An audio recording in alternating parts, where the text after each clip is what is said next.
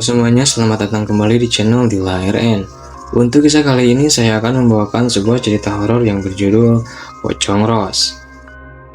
Cerita ini merupakan cerita yang cukup menyeramkan mengenai teror pocong yang menghantui satu kampung, yang membuat warga kampung jadi takut untuk keluar malam.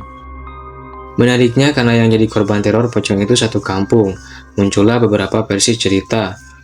Mulai dari versi keluarga si pocong, versi Pak RT, versi tukang mie ayam, sampai versi beberapa orang tetangga. Untuk setiap versi cerita akan saya upload secara terpisah. Untuk cerita kali ini, saya akan menceritakan dua versi terlebih dahulu. Tapi sebelum masuk ke ceritanya, jangan lupa untuk tekan tombol like, share, dan subscribe channel ini. Dan jangan lupa juga nyalakan tombol notifikasinya, agar tidak ketinggalan video-video terbaru dari channel ini. Dan seperti apa kisahnya? Langsung saja kita menuju ke cerita versi pertama.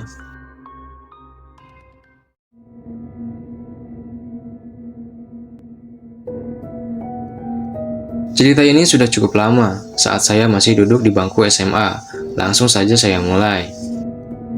Jadi di kampung saya ada seorang wanita yang sedang hamil, tetapi ia ditinggal oleh pasangannya. Jadi si laki-laki tidak mau bertanggung jawab dan katanya kabur ke pulau sebelah, karena mereka sendiri memang belum menikah. Si wanita yang kita panggil saja dengan nama Ros. Ros ini berusia 28 tahun. Rumahnya tidak terlalu jauh dari rumah saya, berjarak sekitar 4 rumah dari rumah saya. Saya tahu dia punya pacar, yaitu seorang perantau yang datang dari pulau seberang untuk bekerja di salah satu pabrik di dekat kampung saya. Daerah saya ini memang dikenal banyak pabrik, bisa dibilang kawasan industri. Setelah hamil dan ditinggal pacarnya, Ros ini menjadi stres sesudah ditinggal pasangannya, ditambah dapat banyak tekanan dari keluarga, masyarakat, dan lain-lain. Beberapa kali dia mencoba menggugurkan kandungannya dengan cara memukul-mukul perutnya sendiri sampai saya pun miris melihatnya. Semakin hari Ros ini makin jadi seperti orang depresi, tidak mau makan, tidak mau ngomong, tidak mau keluar kamar. Sampai akhirnya dia kurus karena tekanan batin, dan akhirnya meninggal dunia karena sakit. Saya sendiri kurang tahu diagnosa penyakit apa, jadi yang jelas keluarganya berkata sakit. Bayangkan saja, orang hamil tertekan secara mental dan emosional. Karena tidak ditemukan kehidupan di janinnya, akhirnya Ros langsung dikubur. Saat meninggal perutnya tidak terlalu besar, mungkin masih sekitar 3-4 bulan. Semua prosesi pemakaman berlangsung dengan lancar, seperti pemakaman pada umumnya. Namun setelah pemakaman inilah, banyak hal-hal aneh terjadi. Mulai beredar kabar kalau Ros gentayangan meneror warga. Setiap malam katanya Ros berkeliaran, keliling dari rumah ke rumah untuk mengganggu warga, bahkan keluarganya sendiri. Warga pun jadi takut keluar malam. Suasana kampung pun mendadak menjadi sepi dan mencekam. Tidak ada yang berani keluar di jam 9 malam. Dan salah satunya saya sendiri pernah bertemu dengan hantu Ros ini. Setiap malam minggu saya mempunyai kebiasaan, yaitu main warnet sampai larut malam. Biasanya kalau sudah main bisa berjam-jam, dari sehabis isya dan selesai pada jam 2-3 dini hari. Kebetulan waktu itu saya pulang jam 2 dini hari. Untuk pulang ke rumah, saya biasanya melewati rawa-rawa tempat pemancingan warga. Awalnya saya berjalan bersama satu teman saya, tapi kami berpisah di persimpangan jalan. Alhasil saya melanjutkan jalan sendirian. Seperti yang saya katakan, rumah saya dekat dengan rumah almarhumah, jadi di pinggir jalan satu deret dengan rumah Ros. Mau tidak mau saya harus melewati rumah dia. Saat itu suasana sangat sepi dan hening, jadi saya bisa mendengar jelas suara jangkrik dan suara kodok yang ada di sekitar. Di tengah-tengah kesunyian itulah, tiba-tiba saya mendengar suara tangisan persis setelah saya melewati rumah almarhumah. Suara tangisan itu jelas tangisan Ros yang baru beberapa hari lalu meninggal. Saya yang memang cukup penakut, langsung merinding saat itu juga. Saya usahakan wajah saya menghadap ke kanan, tidak berani saya menghadap ke rumah Ros. Tapi semakin lama tangisannya semakin jelas, semakin lirih dan terseduh-seduh. Dengan wajah sudah pucat dan badan gemetar, saya mempercepat langkah kaki, sampai akhirnya saya pun berhasil sampai di depan rumah. Anehnya, meski sudah agak jauh dari rumahnya, suara tangisan itu tetap terdengar jelas. Normalnya kalau semakin jauh dari sumber suara, semakin tidak terdengar. Namun ini tidak demikian. Suara tangisannya masih terdengar dengan volume yang sama. Dan disinilah saya membuat keputusan yang cukup saya sesali. Sebelum buka gerbang rumah, saya iseng menoleh ke rumah almarhumah. Di rumah Ros terdapat semacam pagar yang terbuat dari beton. Dan di pagar itulah saya melihat sebuah kuncup ikatan yang ada di bagian ujung kepala pocong. Saya yakin kalian paham. Tali ikatan pocong dan kuncup itu mencuat sedikit dari balik pagar beton rumahnya. Alhasil saya langsung buru-buru lari masuk ke rumah. Saya beruntung karena hanya melihat bagian ujung kepalanya saja, karena badannya tertutup pagar beton rumah. Tapi cerita dari warga-warga lain lebih menyeramkan. Jadi masih lebih bagus saya tidak ditampakkan wujud keseluruhannya. Tapi meskipun begitu, tetap pengalaman itu membuat saya bergidik ngeri. Dan justru inilah menjadi awal dari rentetan teror pocong yang terjadi di kampung saya. Dari cerita yang beredar, selain saya ada Pak RT, tukang mie ayam, dan 2 orang tetangga saya yang pernah diganggu oleh pocong Ros. Dan itulah cerita pocong Ros untuk versi pertama. Untuk versi kedua ini yaitu versi dari keluarga almarhumah sendiri. Tapi sebelum masuk ke ceritanya, saya ingatkan kembali jangan lupa untuk tekan tombol like, share, komen, dan subscribe channel ini, serta nyalakan juga tombol notifikasinya. Tanpa lama-lama langsung saja menuju ke versi kedua, yaitu versi keluarga.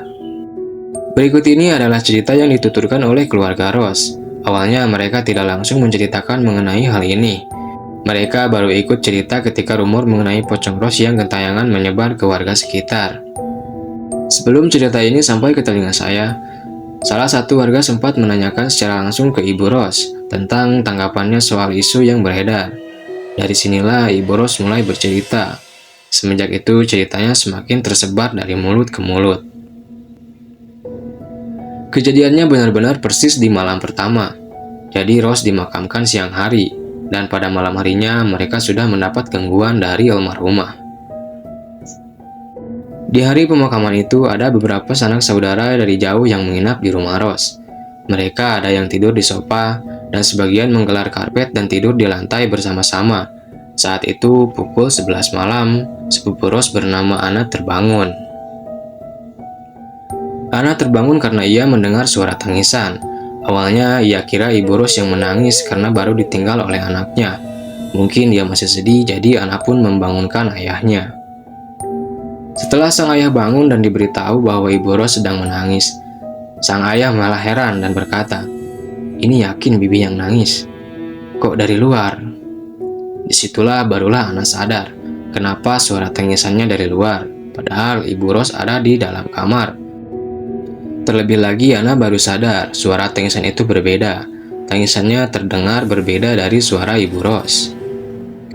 "Pak, siapa ya?" tanya Ana. Sang ayah hanya menggelengkan kepala, kemudian ayahnya bangkit dan berjalan ke kamar Ibu Ros. Ternyata Ibu Ros belum tidur saat itu. Langsung saja ia bercerita bahwa ada yang menangis di depan pintu. Ibu Ros keluar kamar untuk memastikan, dan benar saja ia pun ikut mendengar tangisan yang lirih itu. Ibu Ros pun langsung mengenali tangisan siapa itu. Ya, itu tangisan anaknya sendiri. Dengan mata berkaca-kaca, Ibu Ros langsung berkata, "Nak, kenapa nak?" Ana dan ayah saling pandang heran sampai akhirnya terdengar jawaban dari arah pintu. "Ini Ros mah, buka pintu, di luar dingin." Suara itu benar-benar suara Ros anaknya. Begitu pelan dan sedih, Ana dan sang ayah pun langsung merinding dan ketakutan. Tetapi tidak dengan sang ibu yang justru malah mendekat ke pintu sambil membawakan kunci rumah. "Bi, jangan Bi," kata Ana ketakutan. Saking takutnya Ana sampai hampir menangis dan terus bersembunyi di balik tubuh ayahnya. Sementara saudara yang lain masih tertidur pulas. Ibu Ros nekat membuka pintu. Ketika pintu dibuka, tidak ada siapa-siapa di depan. Akan tetapi tiba-tiba angin berhembus masuk ke dalam. Seketika tercium aroma kembang kuburan di seluruh ruangan. "Oh, wangi ya kamu nak," ucap Ibu Ros sambil menitikkan air mata. Dari dalam kamar, ayah Ros keluar dan langsung mendekati istrinya. Tanpa basa-basi, ia menutup dan mengunci pintu. Wajahnya terlihat datar dan sedikit kesal.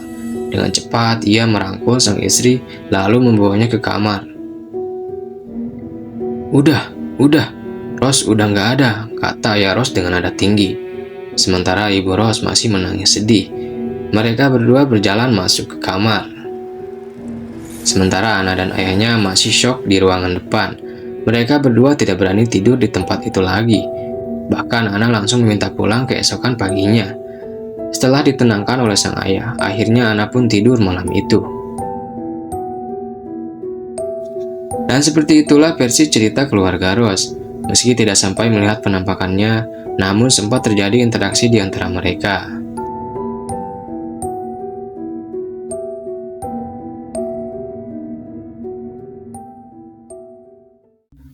Dan itulah cerita versi pertama dan kedua. Untuk versi selanjutnya, saya akan ceritakan di video berikutnya. Jika kalian suka dengan ceritanya, jangan lupa tekan tombol like dan share. Jika ingin menyampaikan pendapat, silahkan tulis di kolom komentar. Dan untuk yang baru bergabung, jangan lupa subscribe serta nyalakan tombol notifikasinya. Nantikan cerita-cerita terbaru dari channel ini. Tetap di channel Dila Eren.